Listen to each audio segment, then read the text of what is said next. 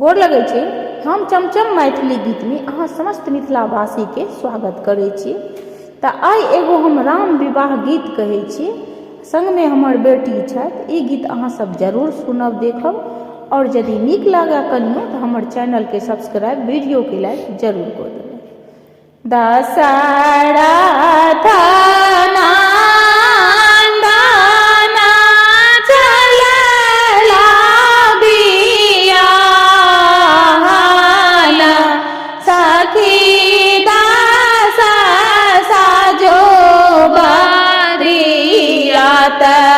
धनुष धरिया सखी दास साजू बरिया धनुष धरिया कैला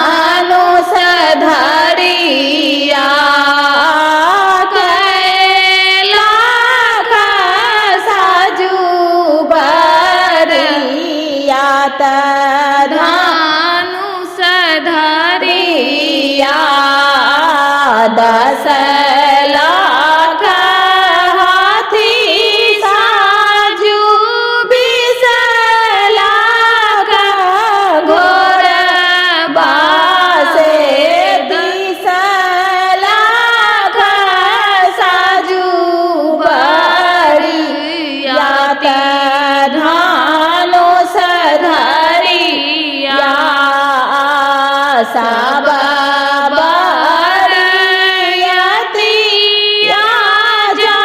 जनकपुर